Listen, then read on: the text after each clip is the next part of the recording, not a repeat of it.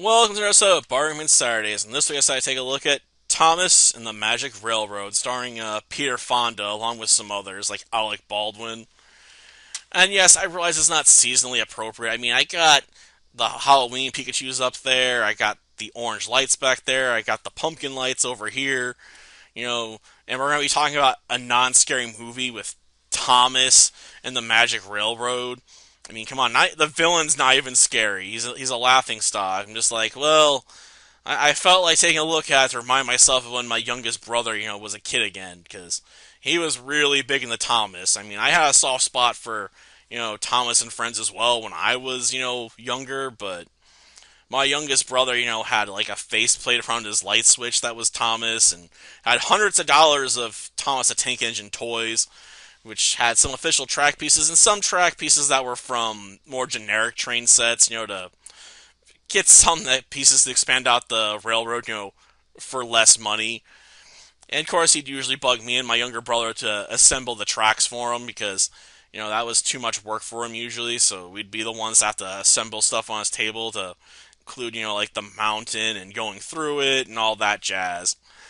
Because he wanted to play with his choo-choos, but didn't want to have to spend time, assembling a railroad track. Or if he did anything with it, usually it was going kaiju on it and destroying it utterly, so we'd have to put it back together again, like we were the mayor or something of Sodor, somewhere on the island, I'm sure, because it's a pretty big fictional island, to say the least. But at any rate, we should probably talk about the film itself and less about, childhood memories here. And as far as the film goes, it's bad. Like, I know that's very brief, like, can't you go into more detail? And it's just like, well, if you want more details, it's boring. It's very slow paced. To make matters worse, the narrator constantly tells you about what's basically going to happen almost exactly, so it makes things even more boring. It's like, I already know what's going to happen here. Can we please move on to the next scene? You've given me too much information, all-powerful narrator. You've ruined this scene altogether. Just skip. Skip to the next part. So yeah, add in some really cringe dialogue like sparkle, sparkle, sparkle, Sparkle, sparkle, sparkle. and you're left with a film that is boringly predictable, has very cringy dialogue, has uninspired villains because Diesel 10, let's face it, is a comedic relief villain. Old McDiesel had a plan. With a pinch, pinch here and a pinch, pinch there. Here a pinch, there a pinch. I crack myself up. Admittedly, this is because originally there was a human villain for Peter Fonda's character to deal with. Yeah, I couldn't even bother to memorize his character's name from the movie. And I watched it just, like a week ago. And it's already, just pop out of my head. Because just like, I could not get interested in this movie, like, at all. So, yeah, apparently originally there was a human villain as well to work with Diesel 10 trying to destroy Lady.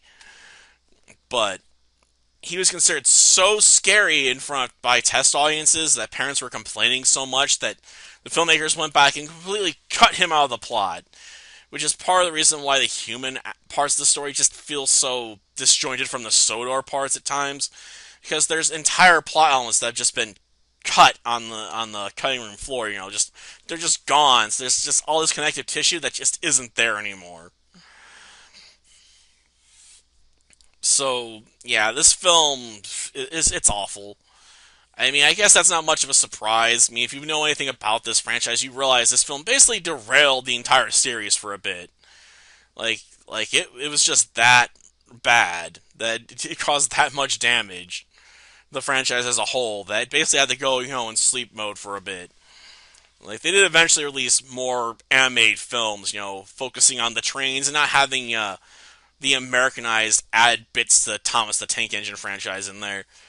Which some would say was probably for the best, and wonder why, when they did this film at all, they included the American additions to try and tie the stories together, because in the original British version, they didn't do that. Like, there was no crossing station or whatever was, in the story, so having it in this film just feels out of place. Like, if you're going to adapt a British TV series / series of books, try to be a bit more accurate maybe. It would have worked out better for you, I suppose.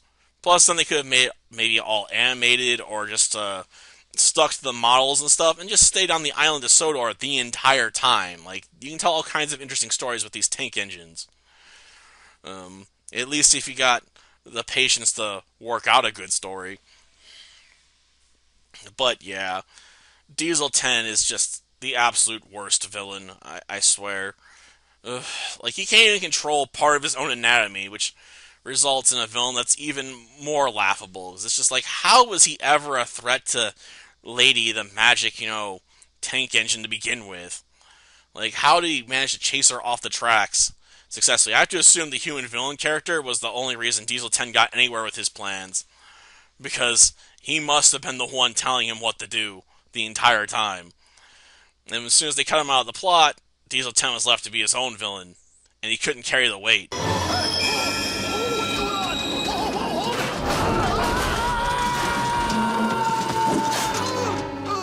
Puffball!